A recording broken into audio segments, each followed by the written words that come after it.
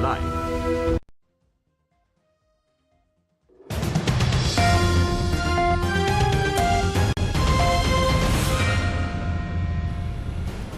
A very good afternoon and welcome to Lunchtime News on TV1. For the News First team, I'm Dithmini De Silva. Let's start off with a look at the headlines. Indian Foreign Secretary arrives in the island. Special Gazette notification issued by the President to conduct a population and housing consensus. 1,126 fatal road accidents in 2023 so far. Funds allocated from budget for the health sector delayed, a revelation from trade unions. Investigation into deaths of 4 babies at the Kilnochi hospital.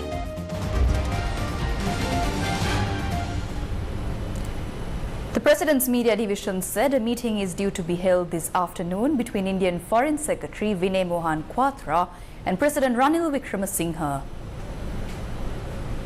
The Ministry of Foreign Affairs said Indian Foreign Secretary Vinay Mohan Kwatra met Sri Lankan Foreign Ministry Ali Sabri and Sri Lankan Foreign Secretary Aruni Vijayawardena on Tuesday morning. The meeting took place at the Ministry of Foreign Affairs. The Indian Foreign Secretary arrived in Sri Lanka around 8:55 p.m. on Monday night on board Indian Air Force flight IFC-33. The Indian Foreign Secretary arrived in Sri Lanka for an official 2-day visit with a 4-member delegation. In more local news, 2 people were injured in an accident that occurred last evening in Dangovita along the Kandy-Colombo road. Meanwhile, Sri Lanka police said that 1,190 people have died in road accidents so far in 2023. The accident occurred when a vehicle travelling from Colombo to Kandy veered and collided with 2 3-wheelers and a shop in its vicinity. A woman and a young man in one of the 3-wheelers were brutally injured and promptly admitted to the Varakapola base hospital. The shop was also heavily damaged in the incident.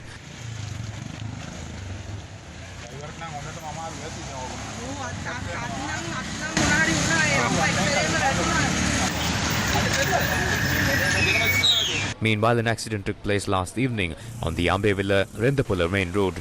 The accident occurred when a vehicle driving towards Ambevilla veered off the road and fell into a 10 feet deep precipice. Police say that the vehicle was heavily damaged in the accident and that the driver had sustained minor injuries.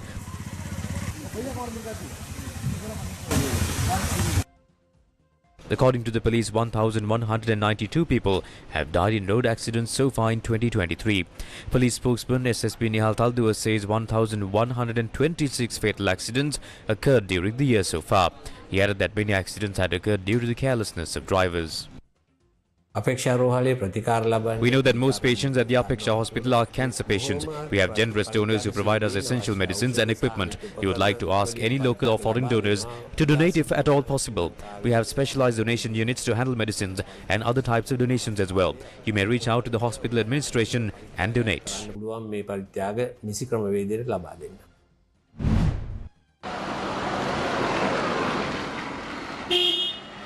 The Ministry of Health has commenced an investigation into the sudden death of 4 babies at the Kilnochi hospital. Director General of Health Services Dr. Asela Gunawardena said the Health Ministry sent a group of officials to the hospital to look into the matter. He added that initial investigations revealed that the babies were born prematurely.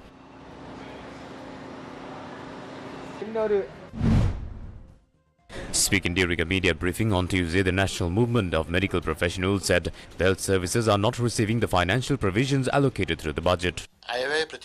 Funds were allocated for health services through the budget. Nearly 500 billion rupees was allocated to eradicate malnutrition at the rural level. Unfortunately, although it is there in the statistics and budget documents, the health system cannot carry out day-to-day activities due to the delay in releasing funds from the Treasury to the Ministry and funds being released in parts. Due to the decrease in the funds received by the health system under the normal system, most hospitals cannot operate. News First with the people. Director of the Maharagama Apeksha Hospital, Dr. Aruna Jasekara, said the hospital is expecting support from donors to obtain medicine and medical equipment required by cancer patients. Moving on to more local news. A special gazette notification has been issued ordering to conduct a population and housing census for the years 2023 to 2024. This was ordered by President Ranil Wickremesinghe in his capacity as the Minister of Finance, Economic Stabilization and National Policies. The 15th population and housing census of the country was scheduled to be held in the year 2021. However, the government took steps to postpone this due to the COVID-19 pandemic. A population and housing census is to be conducted again for the years 2023 to 2024. The first population and housing census in Sri Lanka was conducted in 1871 and the last population and housing census was conducted in 2012. Speaking during a media briefing in Colombo on Monday, MP Harshana Rajakaruna said the Samagi Jana Balawegya will seek legal action to win elections. Elections are not held. The President comes to Parliament and says there is no election to be delayed. The Election Commission announced 2 election dates. Now the Election Commission does not speak of an election. All local government institutions were dissolved. The group that sent Rajapaksa home has now joined Ranil Wickremesinghe to present a proposal to Parliament to recall the local government institutions. As the chairman of the Local Government Committee, we will seek legal action against it. We believe justice will be served. The government is following an undemocratic path to recall the local government institutions without a public mandate. It was Rajapaksa, then it was Ranil Wickremesinghe today. They are doing this together. Meanwhile, lawyers of Jatika Jana Balawegya spoke to media in Colombo on Monday and expressed their views on the postponement of elections. Local government institutions, provincial councils, parliament, 4 institutions are operating without a public mandate. They are saying elections cannot be held due to the lack of funds. MP Katagoda proposed that the subject minister be given powers to decide on delaying local government institutions. This is the agenda of Ranil Wickremesinghe and Basil Rajapaksa. This was their joint proposal. If an election is being held, they won't get votes, so they are trying to avoid elections. They are trying to recall the local government institutions until elections are held. What a poor decision. The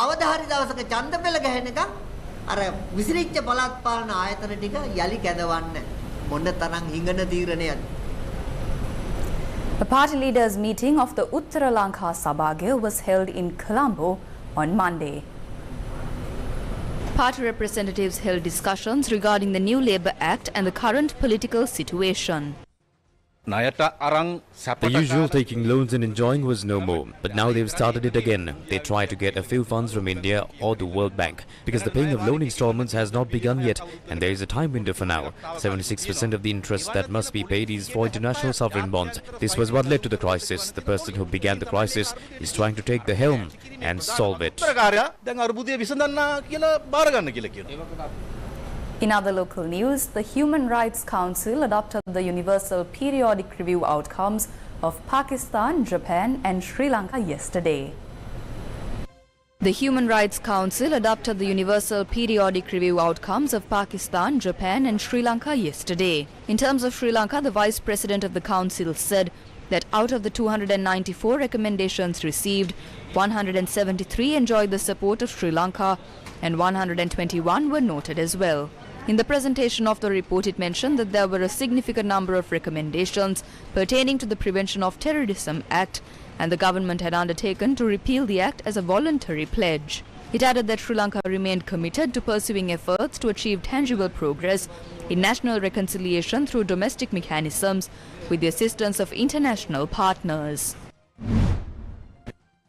MP Nalin Bandara expressed views regarding elections following a meeting of farmers' representatives in Kobegane on Monday.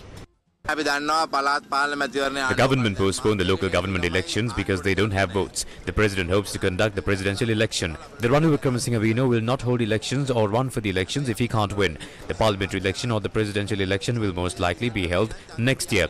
The privileged people in Colombo may be in favor of the Ranil Wickremesinghe rule because the only inconvenience they had was to stay in queues. But people in villages are facing more difficulties.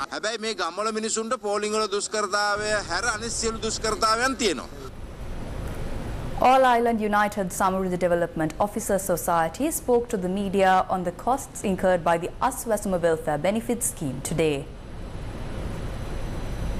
The survey cost itself of Aswasama is 1.5 billion rupees.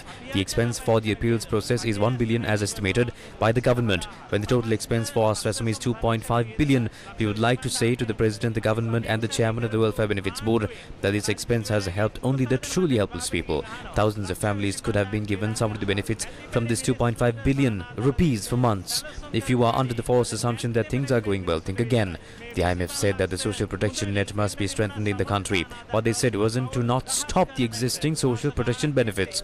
Are you saying that social protection should be on hold until Aswasama works out?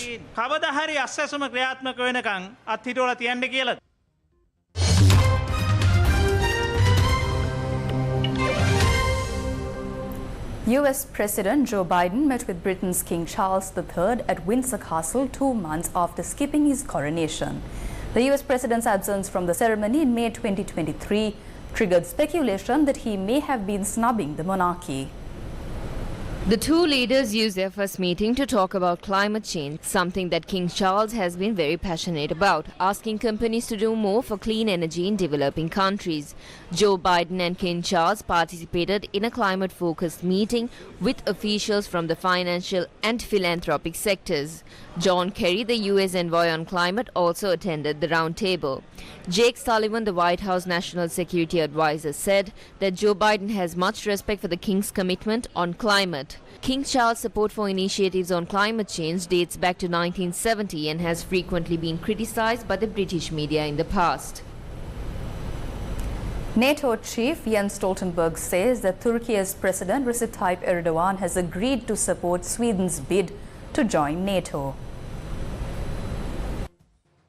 The NATO chief said the Turkish leader would forward Sweden's bid to Parliament in Ankara and ensure ratification. Meanwhile, Swedish Prime Minister said that he was pleased in this regard, and foreign media quoted him as saying that it was a good day for Sweden. Turkey had previously spent months blocking Sweden's application, accusing it of hosting Kurdish militants. As one of NATO's 31 members, Turkey has a veto over any new country joining the group.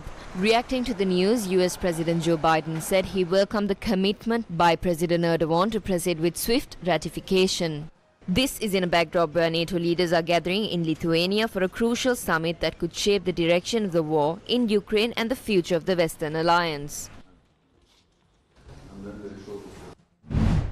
Meanwhile, NATO leaders are gathering in Lithuania for a crucial summit that could shape the direction of the war in Ukraine and the future of the Western alliance. The 31 allies hope to show Russia they have the resolve to support Ukraine military for the long term. They arrived with a welcome boost after Turkey dropped its objections to Sweden joining the alliance. But there remains disagreement over what to say about Ukraine's own ambitions of future membership. It is thought some allies will promise Kyiv new security guarantees designed to deter future Russian aggression. They will also discuss providing more weapons and ammunition. On the membership issue, Ukrainian President Volodymyr Zelensky wants NATO to say Ukraine could join as soon as possible after the fighting ends, setting out explicitly how and when this could be achieved. But some NATO nations are reluctant to go too far, fearing the promise of near-automatic membership could give Russia an incentive both to escalate and drag out the war. A helicopter with 6 people on board has gone missing in Nepal. According to initial reports, the helicopter was carrying 5 foreign nationals this afternoon. Foreign media reported that a helicopter with 6 people on board has gone missing in Nepal near Mount Everest. The chopper was en route to Kathmandu from Salakhumbu and had disconnected with the control tower at around 10 a.m. local time. The Civil Aviation Authority of Nepal identified the helicopter as belonging to Manang Air. An altitude air helicopter has left for search and rescue operations. The incident comes months after Yeti Airlines twin-engine ATR-72 aircraft carrying 68 passengers and 4 crew members crashed on the 15th of January, killing 71 people on board in the country's deadliest aviation disaster in 3 decades.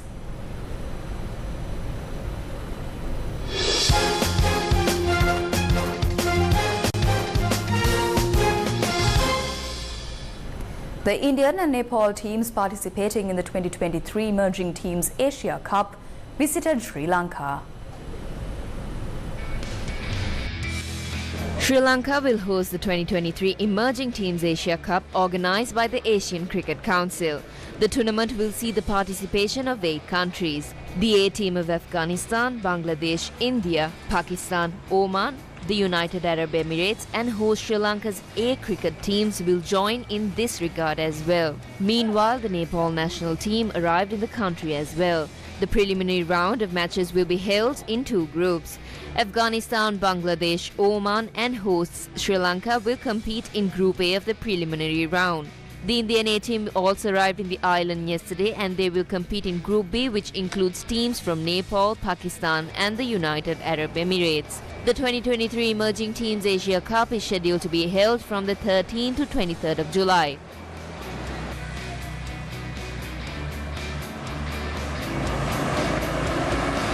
That's a wrap of the lunchtime news. Join us again at 9 p.m. for primetime news on TV1.